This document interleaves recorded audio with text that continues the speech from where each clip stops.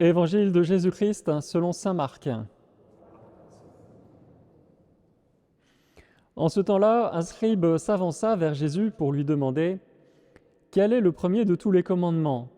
Et Jésus lui fit cette réponse « Voici le premier, écoute Israël, le Seigneur notre Dieu est l'unique Seigneur. Tu aimeras le Seigneur ton Dieu de tout ton cœur, de toute ton âme, de tout ton esprit et de toute ta force.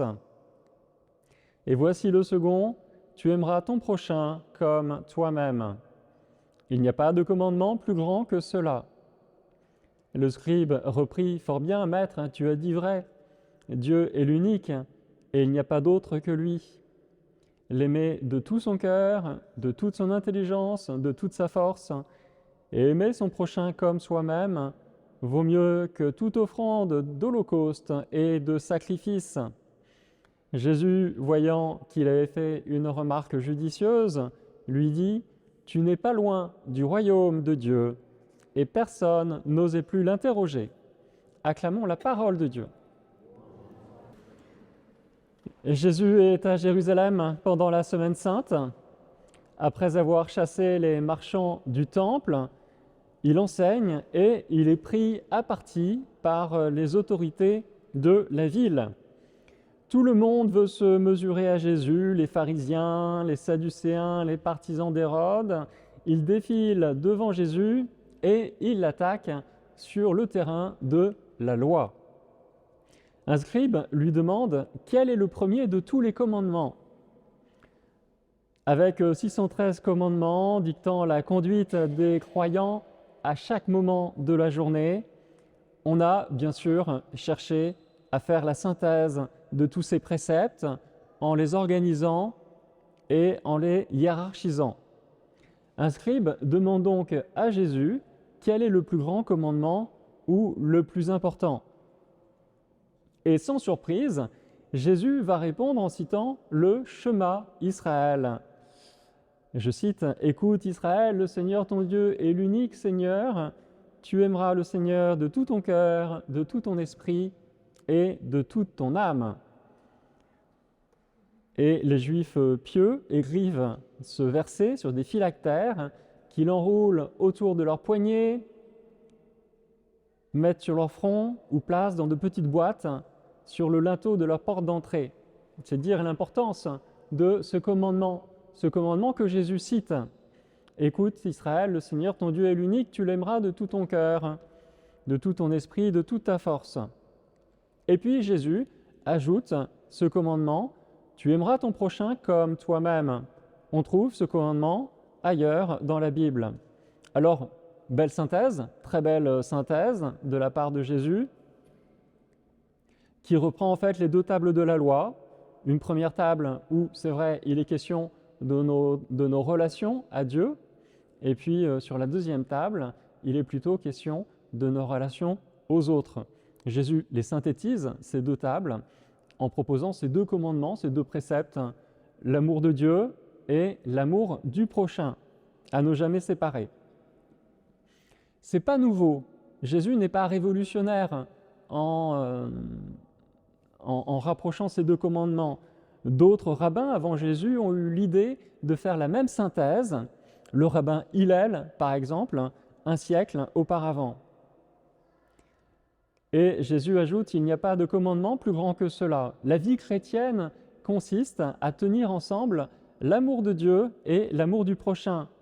La loi divine ne se résume pas uniquement dans l'amour de Dieu ou dans l'amour du prochain, mais vraiment dans les deux.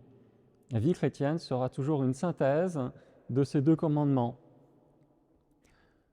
Et on comprend bien sûr que les deux commandements vont ensemble. Si on aime Dieu mais pas le prochain, alors on voit tout de suite le problème, parce que cet amour ne produit rien de bon à l'égard des autres, et on peut se demander encore si c'est la foi. Saint Jacques écrit qu'une telle foi serait une foi morte.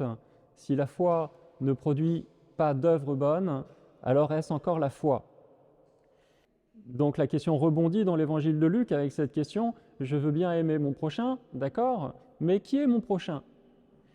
Et Jésus va, en guise de réponse, va raconter la parabole du bon samaritain. Jésus pose cette question: qui s'est fait le prochain de l'homme qui est tombé aux mains des bandits, a été roué de coups et laissé pour mort dans un fossé? Qui a été son prochain? Et bien sûr, c'est celui qui a fait miséricorde à son égard. Le prochain, c'est celui dont je suis capable de me faire proche.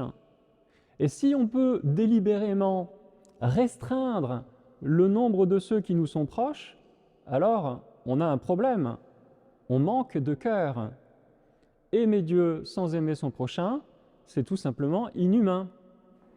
Dans son encyclique sur le cœur de Jésus, le pape François nous met en garde contre une dévotion qui ne se traduirait pas par un rayonnement social. Je cite: « Quel culte serait rendu au Christ si nous nous contentions d'une relation individuelle, sans nous intéresser à aider les autres, à moins souffrir et à mieux vivre? Peut-on plaire au cœur qui a tant aimé en restant dans une expérience religieuse intime, sans conséquences fraternelles et sociales ?» Vous voyez, donc le pape François répond exactement à cette question: peut-on aimer Dieu sans aimer son prochain? Eh bien non, ce n'est pas possible pour lui. On ne peut pas plaire au cœur qui a tant aimé en restant dans une expérience sensible, intimiste, qui n'aurait pas de conséquences fraternelles et sociales. Alors maintenant, si nous envisageons la réciproque et le fait d'être fidèle à l'amour des autres sans être fidèle à l'amour de Dieu, alors il y a aussi un problème. Aimer les autres sans aimer Dieu, ça consiste à mettre comme une certaine limite finalement à son amour.